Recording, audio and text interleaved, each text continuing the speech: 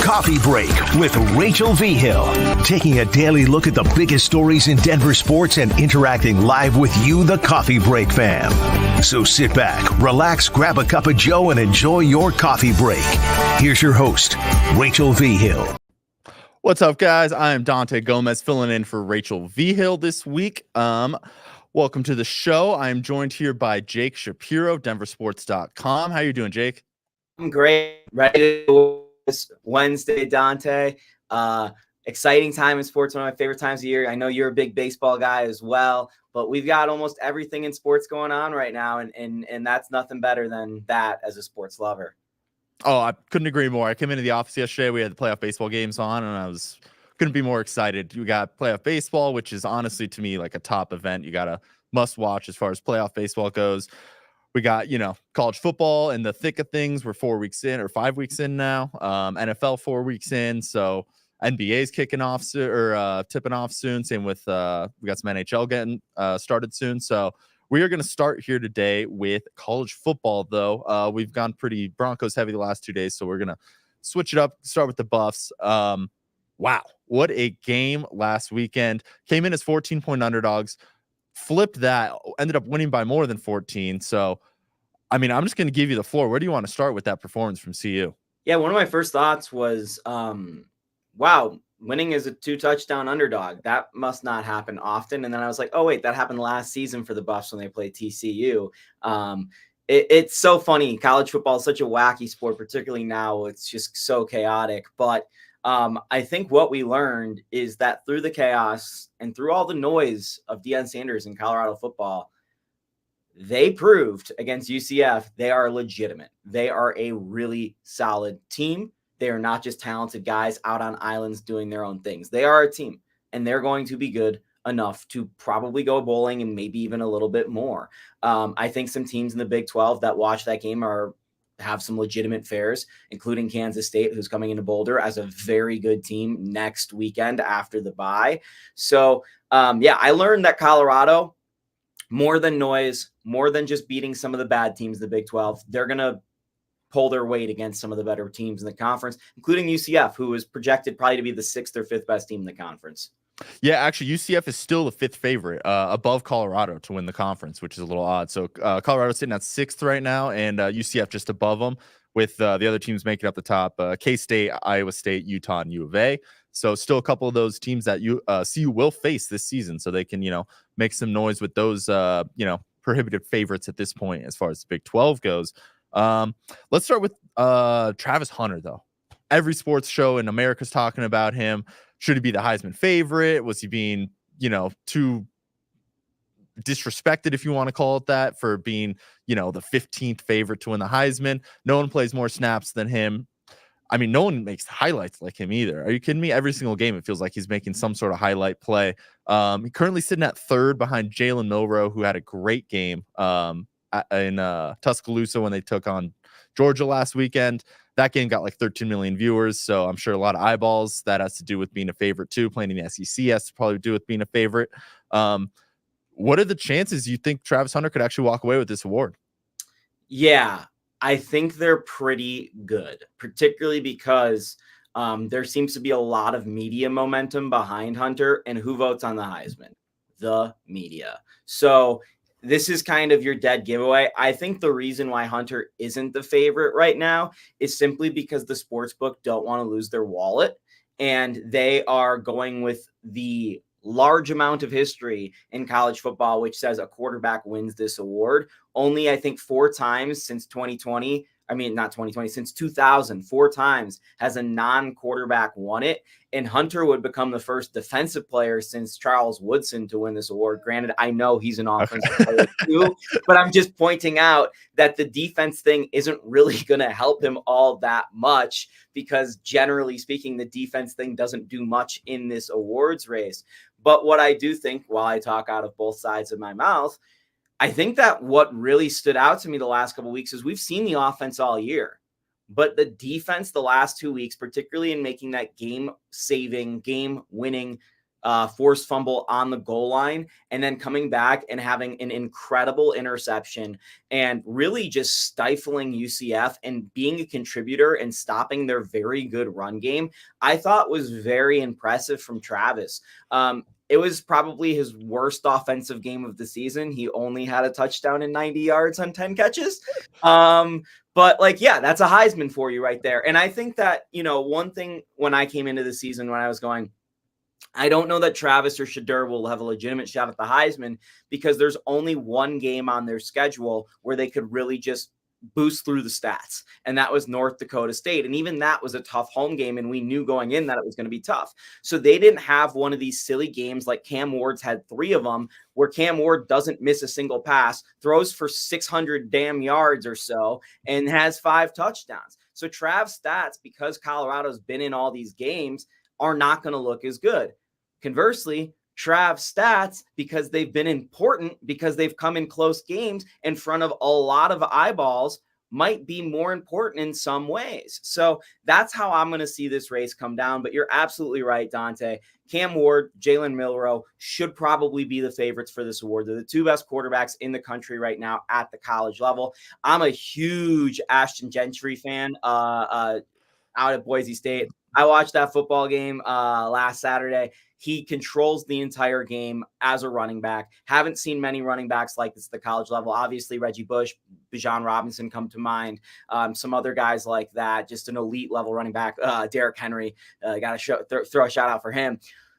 But he has done what he has done in basically like a half game less than everybody else because Boise State keeps subbing him out in the fourth quarter because they're winning by so much, which is another crazy thing to consider when talking about his stats. You also have to watch Dylan Gabriel at Oregon and the quarterback for Tennessee as well. But I really think this is going to be a 4-horse race in terms of who can actually win this award, and 5 people actually get invited to New York, of course.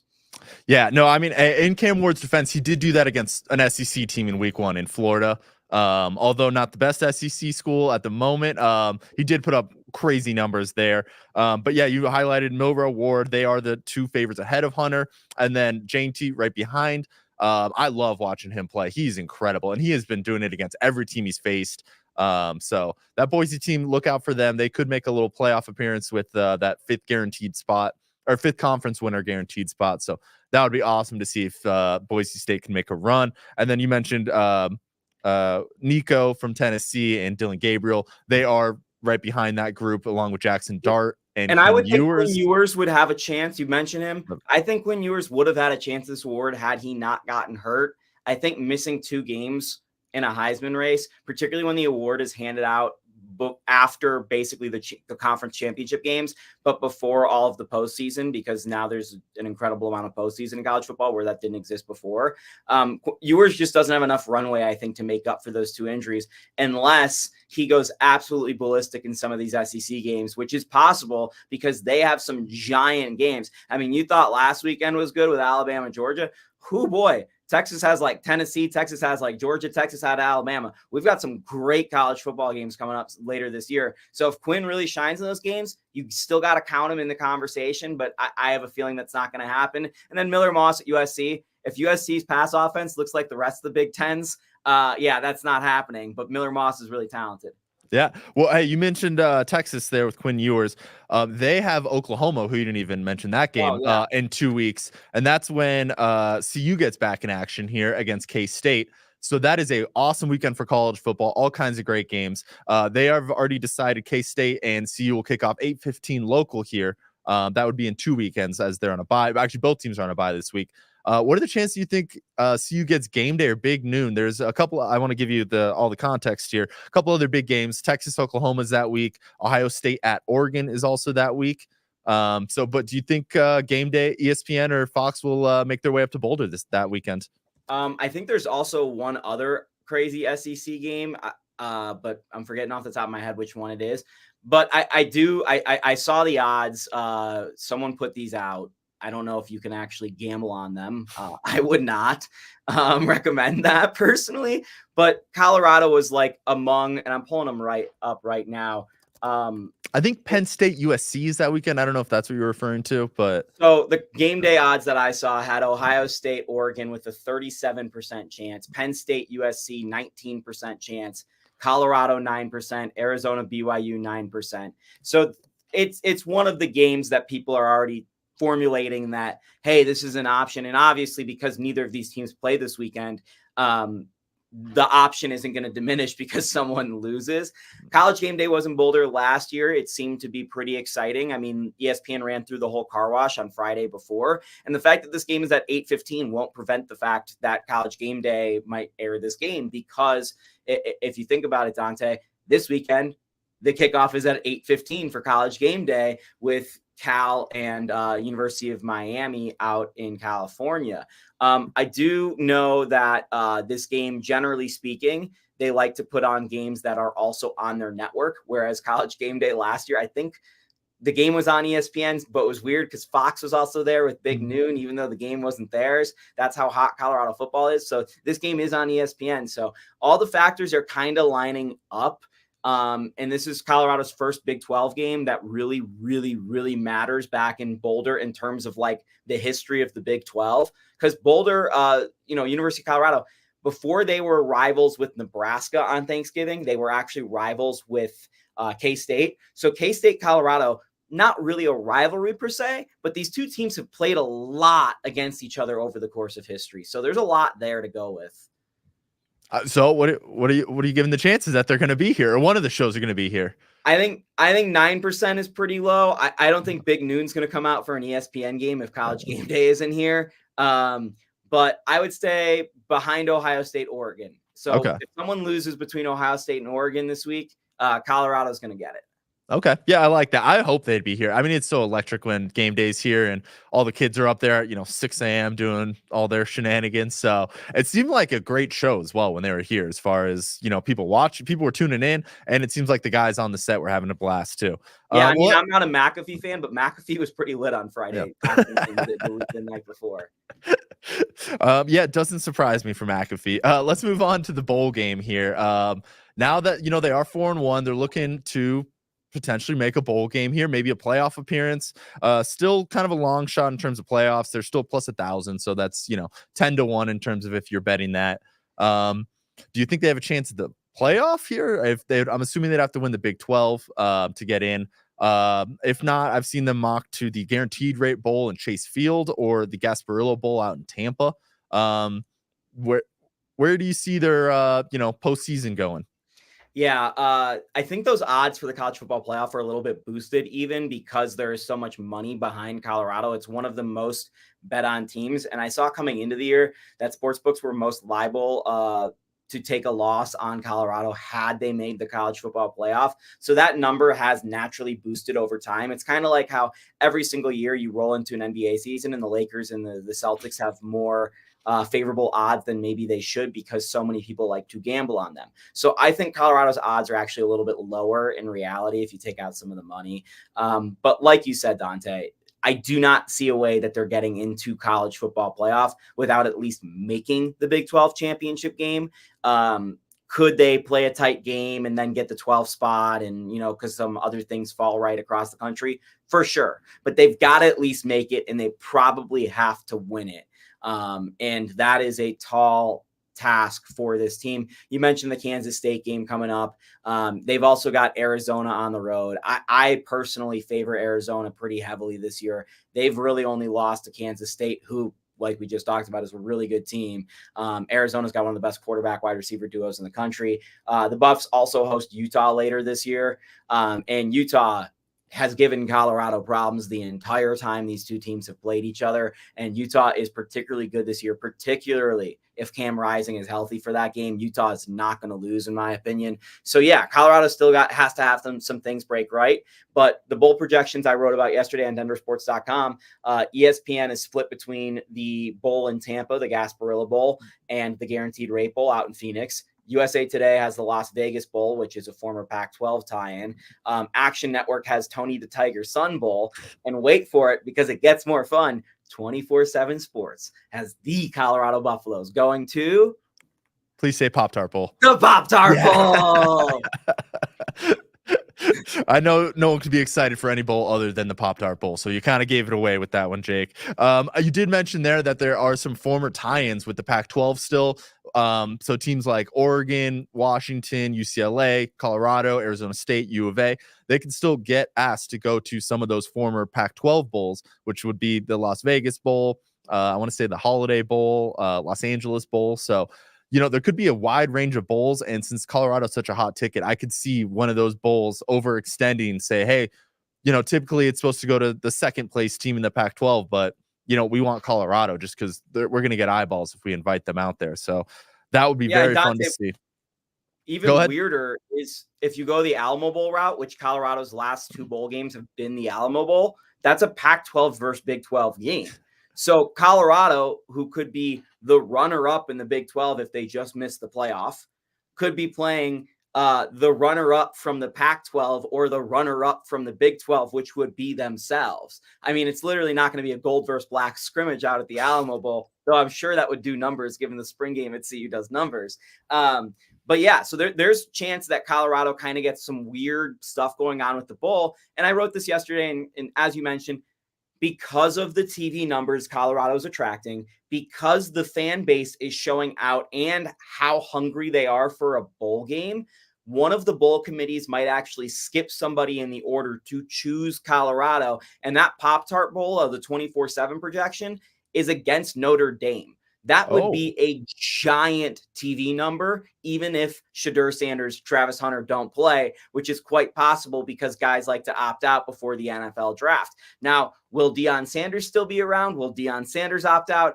I don't know. I can't predict the future 8 weeks from now, 9 weeks from now. But there is a chance that Colorado is in, the Las Vegas Bowl, and none of the characters that you really care about on that team are actually around for that postseason game. Though I will say, Deion has made it pretty clear that his goal is to get to a bowl game this year. So I would be kind of stunned if Deion leaves and doesn't coach a bowl game, particularly if he's just leaving to retire, which is kind of the feeling I get because he has said over and over again, if I ever go, I'm only retiring. This is the only job for me. So I'm just taking his words over time, listening and spitting them right back to y'all that listen to Coffee Break.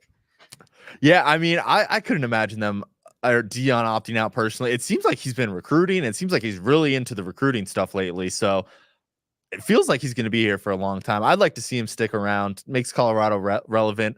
I also think he might have some pull with Travis Hunter and Shedeur Sanders as far as getting them to play in that final game, regardless if it's an opt-out situation or opt-out. It could be an opt-out situation for those kind of guys, but I like to think Deion might be able to get them to play.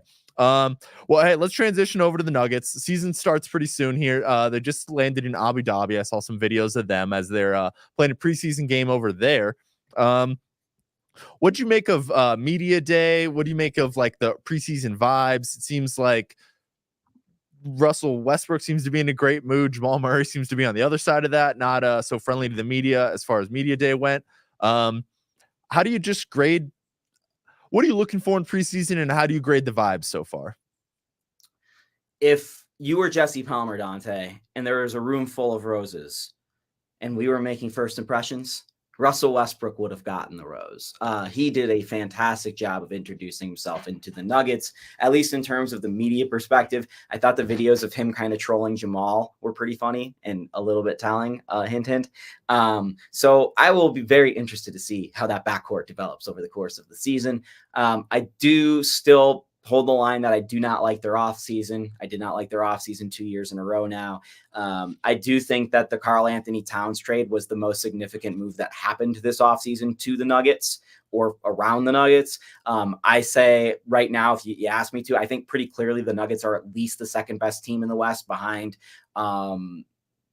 the Thunder. I think the Suns and T-Wolves are kind of right there at number 3 and number 4. And we'll kind of see how both of those moves settle for both of those teams. I think the Suns clearly made some upgrades, whereas the T-Wolves kind of have to rebuild around Anthony Edwards. So we'll see how that works out. I'm not discounting either of those teams. I'm just saying we need to see it. Whereas the Nuggets, we know what their starting five is going to do, and Christian Brown plugs right in to KCP's role. Yeah, it's going to be a little bit worse, but not significantly. So I'm really interested to see from day one, through about December, Dante, through about mid-December, Christmas Day, what this bench looks like early on, because that's the biggest question for this team is, can they take pressure off of Nikola Jokic and not only just hold the fort when he's out, but maybe even gain some margin, gain some points, gain the lead.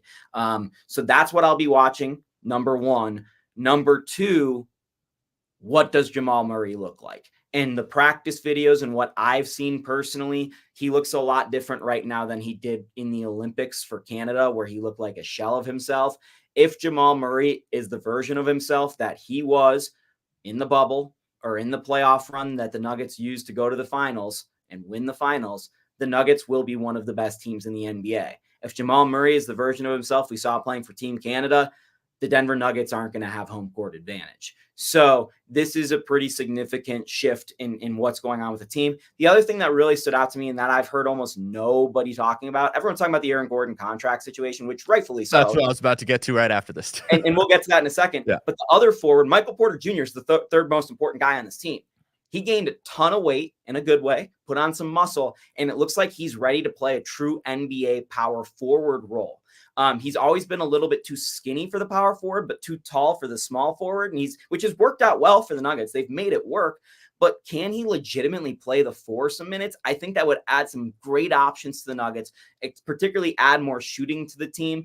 And I really like MPJ's development the last couple of years. I think he's become whole as a basketball player. Now, he still has some trouble creating for himself, but I want to know what the next step for MPJ looks like this season.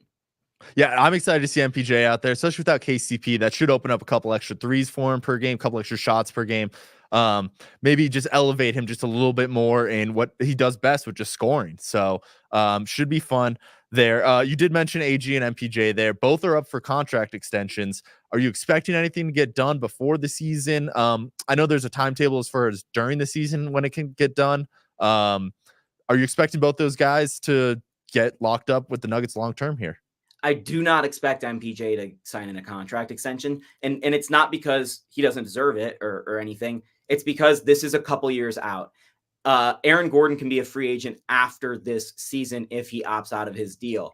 MPJ is not up for a couple years now. So this is not something the Nuggets need to worry about right now, particularly Dante, because MPJ, with his back injury, you don't want to give $150 extra million to a player, no matter how good he is, when there's always the consistent threat of injury. So the Nuggets, it would behoove them to wait one more year and then talk contract extension with MPJ, similar to how they waited with Aaron Gordon till this year, or Jamal Murray till this year, right before their contracts came up, rather than a year out, because the Nuggets could have signed Jamal Murray last year and it did not happen. So that's where we are with MPJ. So no big deal. He probably won't sign. We'll come back to it next year. Aaron Gordon, they need to get that done. And they need to find a way to make that deal in a perfect world, similar to his current contract value, which is way undervalued, and hopefully for the Nuggets at a de-escalating value, so that maybe he makes $25 million year one, and by the end of his contract, he's making 18. Not because the salary cap won't go up. It's definitely going to go up, which would make AG's percentage stay about the same or even go lower over time if he had, $20 million a year. But because you're expecting an athletic player like Aaron Gordon to maybe diminish over the course of his early 30s and maybe not be as impactful. So you're kind of building it in for him to go from one of the most important role players in the NBA to maybe the second most important role player on the Nuggets over the course of that contract. And I'm not saying, bad things here with AG. I'm just saying it would be really good if the Nuggets set themselves up for a future with AG, because he is so important to this team. They spent so much time and resources trying to find a power forward that would play well with Nikola Jokic. They found it in AG. It would definitely behoove the Nuggets to never move off of AG, so long as he's a competent basketball player, which he still is more than that. He is still fantastic. And I saw some things in practice already, Dante, where it looks like AG is going to do some more offensive initiation, which I've been calling for a couple of years now. And that would really benefit Jamal Murray to move off ball more. And I think it would also take some pressure off Russell Westbrook, Christian Brown, Julian Strawther. And AG is capable of it because he was the number one option in Orlando. Yeah, no, I mean, we saw AG in the playoff. I think it was against the Timberwolves, that series, where he was taking the ball up because the Wolves were just hounding Murray every single time. Well, let's do a quick little, you kind of touched on it earlier, but quick little wrap around the Western Conference here. Right now, Nuggets sit at the third favorite here or third most win total, at least. How important do you think it is for them to lock up one of those top 3-4 seeds going into the playoffs? Zero. Not at all important. Because Dante, if you blow a 20-point lead in a game 7 at home, what's the point of having home court? Truly, what's the point of having home court? And they won. Remember, Dante, that was the third time they lost at home in that series. Oh, I remember. Yeah, they lost games 1 and 2. And, game 6, obviously, they got blown out on the road. But let's be serious. Like, the Nuggets on the road, the last 2 years in the playoffs, I think have lost only 2 of their last, 9 playoff games. Going on the road does not bother this Nuggets team for whatever reason. And granted, this was true of the Avs, and then all of a sudden they stopped winning road playoff games. But I do think that it's more important for the Nuggets to get through the regular season healthy and non-fatigued than it is for them to actually pace themselves for a 1, 2, or 3 seed. And people will be panicking and saying, oh, they're only a 5th seed or they're only a 4th seed. They're not as good as they were the last couple of years. I think that's going to be hogwash. I think that's actually going to be a sign that they're even better and they're smarter because Michael Malone, and I think he's done a fantastic job just generally. I think he's the reason why they did not go further in the playoffs last year. It's because he got a little bit too in his ego and too into trying to win regular season games down the stretch when he kept saying over and over again he wouldn't do it. And that's exactly what he did. And the 1 seed was there and he wanted it and I understood it. But that's what probably cost them, a second shot at going to the finals back to back was them getting a little bit too into themselves. I know the Mavericks are pretty high on the list of teams that might be interesting to teams. The Lakers are always up there because like we talked about earlier in the show, the people are going to favor the Lakers. I think the Lakers are going to be horrible. I really do. I think the Mavericks made some nice moves, but I think last year's run is going to be a blimp.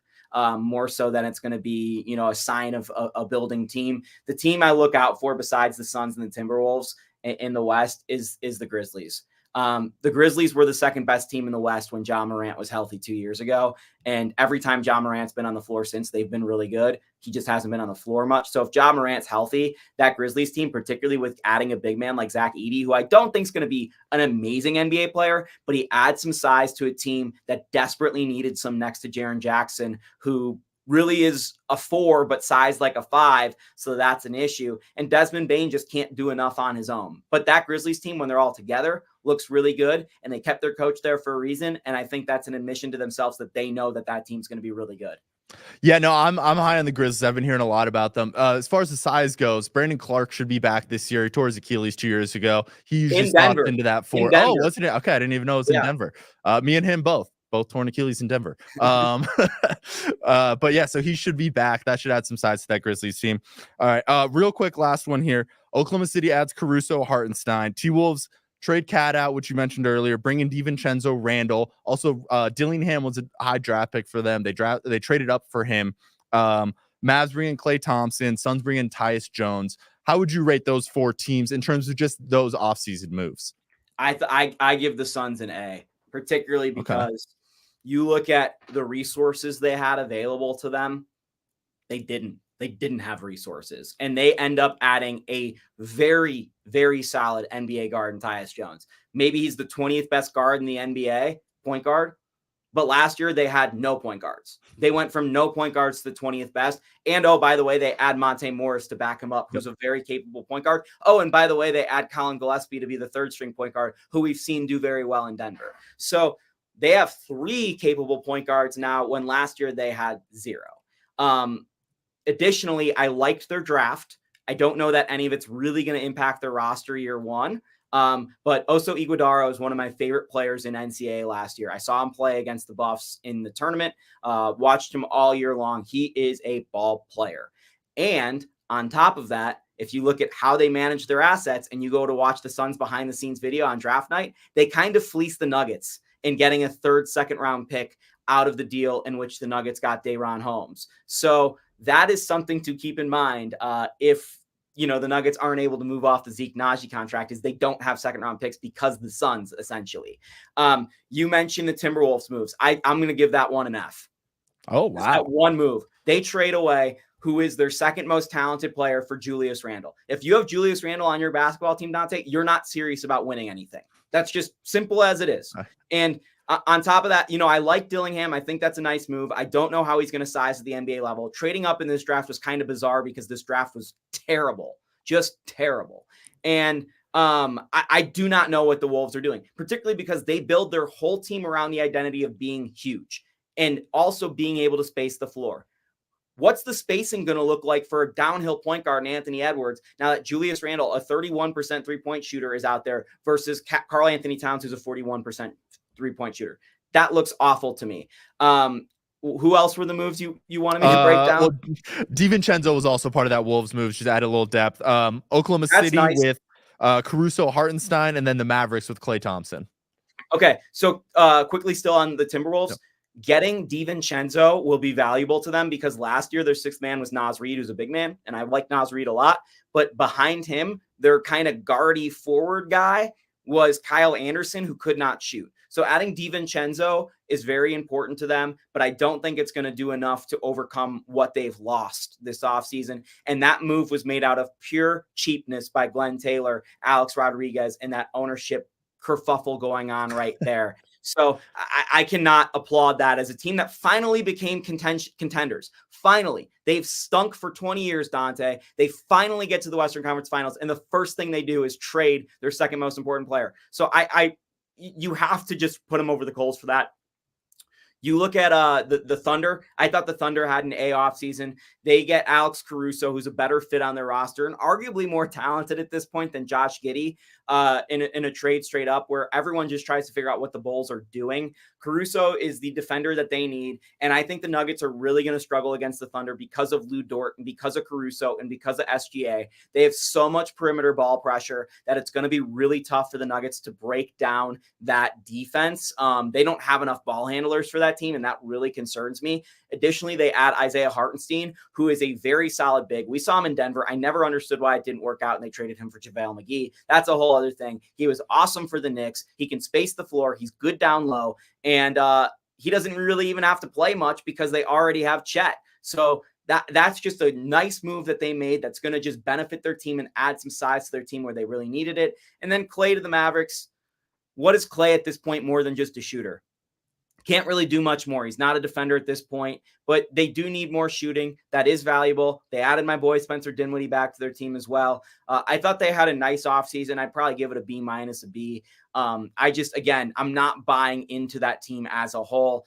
You're counting a lot, again, on Derek Lively, who's a young big man. You're counting a lot on Kyrie Irving, who is someone who should not be relied upon because of his past. Luka Doncic is incredible. Personally, and you can clip this, you can put it everywhere, my MVP favorite for this year is Luka Doncic over Nikola Jokic because of what I just talked about earlier in the show, which is the Nuggets should not be going for regular season success this year, and they should be holding Jokic back. If that's the case, this is Luka's award to lose, given the narratives around him and given what happened in both the Olympics and the build up to the Olympics and the offseason last year, and as well as the NBA Finals and him finally getting there. So this is Luka's award to lose in my mind. Yeah, no, you know what? I hadn't really thought about it until you said that, but no, Luka seems like a great MVP pick. As far as the league can kind of get a little burnt out picking the same guys too. It just kind of feels like it's Luka's time. Well, that'll do it for us. Jake, thank you for joining us. Great show. Absolutely great stuff from you. We'll be back tomorrow at noon. Everyone, thank you for watching. And like I said, we'll be back at noon. Thank you.